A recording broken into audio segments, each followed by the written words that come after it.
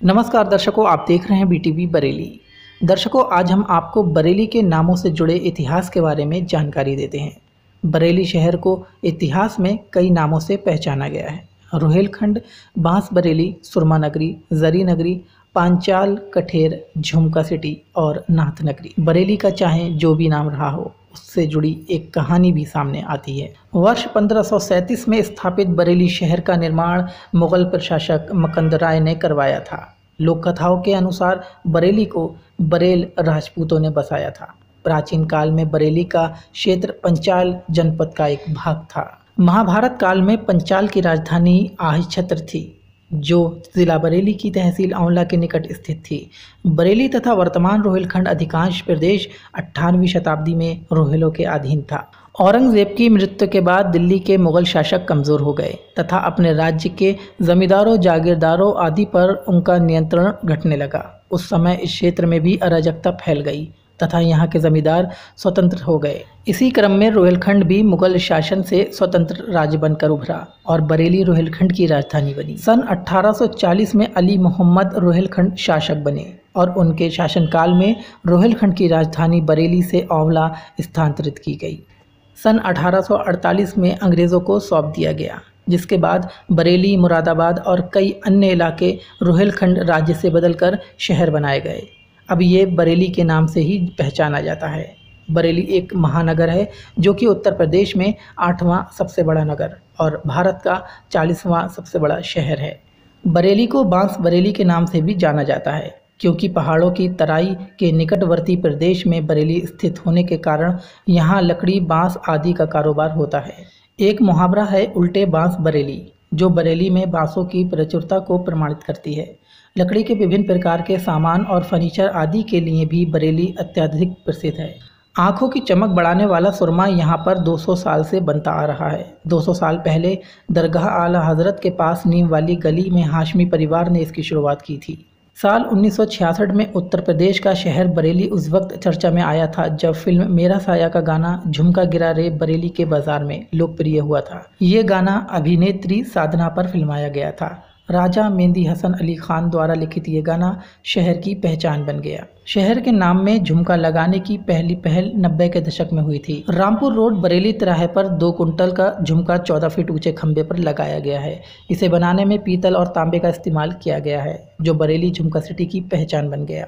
दर्शकों, बरेली में जरी का कारोबार भी बहुत बड़े स्तर पर होता है, इसलिए इसको जरी नगरी भी कहा जाता है। एक समय था जब भारत में ही नहीं, विदेशों में भी बरेली के जरी के कारीगरों की धूम मची थी। यहाँ का बारीक और साफ काम आज भी पूरे विश्व में भेजा जाता है। इतिहासकारों के अनुसार पांचाल नामकरण को लेकर कई तरह की लोक कथाएं प्रचलित हैं। प्राचीन काल में बरेली को पांचाल राज्य के नाम से जाना जाता था। प्राचीन काल से कुमायूं के मैदानी क्षेत्र से लेकर चंबल नदी और गोमती नदी तक फैला ये क्षेत्र 6ठी शताब्दी ईसा पूर्व तक पांचाल राज्य के अंतर्गत रहा।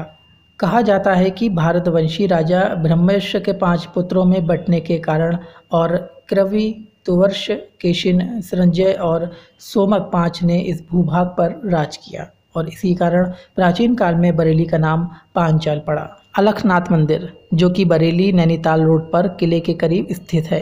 ये मंदिर आनंद अखाड़े द्वारा चलाया जाता है। इस मंदिर को नागा साधुओं की भक्त स्थली भी कहते हैं। इस मंदिर के बारे में प्राचीन मान्यता है कि वर्षों पहले वैदिक धर्म की रक्षा के लिए इस मंदिर का निर्माण किया गया था। नागा साधुओं ने धर्म की रक्षा के लिए आनंद अखाड़े के बाबा अलखिया को बरेली भेजा था। बाबा अलखिया के नाम पर ही इस मंदिर का नाम अलखनाथ मंदिर पड़ा। बरेली के सबसे पुराने प्रसिद्ध मंदिर टिवरीनाथ मंदिर के नाम से भी प्रसिद्ध है। ये मंदिर प्रेमनगर इलाके में स्थित है। कहते हैं यहाँ दर्शन मात्र से सभी कष्ट दूर हो जाते हैं। इस मंदिर की मान्यता है कि एक चारवाहा त्रिवट वृक्षों की छाया में सो रहा था। तभी उसके सपने में भगवान भोलेनाथ आए और उससे कहने लगे कि मैं यहाँ विराजमान हूँ और खुदाई करने पर दर्शन दूंगा। जब चारवाहा जागा तो उसने भोलेनाथ के आदेश का पालन किया और खुदाई शुरू कर दी। तभी त्रिवट वृक्षों के नीचे शिवलिंग के दर्शन हुए। उस समय से इस मंदिर का नाम त्रिवटीनाथ पड़ा।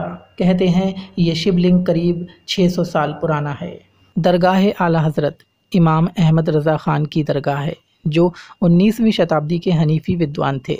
जो भारत में इस्लामी विचारधारा को बढ़ावे के लिए जाने जाते हैं। उन्हें इस्लाम की इतनी जानकारी थी कि मदीना और मक्का जैसी जगहों के आलिम भी इस्लामिक मसलों पर उनकी राय मांगते थे। आला हज़रत की लिखी किताबों से आज भी इस्लामिक गुरु सवालों के जवाब पाते हैं और पूरी दुनिया में उनकी किताबें पढ़ी जाती हैं। आला हज़रत की लिखी कई नातें दुनिया भर में मशहूर हैं। बरेली की खानकाह नियाज़िया की भी अलग पहचान है। वैसे तो हज़रत ख्वाजा गरीब नवाज़ का उर्स पूरी दुनिया में मनाया जाता है, लेकिन बरेली की खानकाह नियाज़िया की अहमियत इसलिए भी है क्योंकि यहाँ ख्वाजा गरीब नवाज़ के रूहानी जानशीन हज़रत शाह नियाज़ की दरगाह है। खानकाह नियाज़िया की मान्यता है कि अगर 17वीं रबी को जो यहाँ चिराग रोशन करेगा उसकी हर जायज़ मुराद पूरी होती है, और ये सिलसिला लगभग 300 वर्षों से चल रहा है, जिसमें देश ही नहीं बल्कि विदेशों से भी मेहमान शिरकत करते हैं।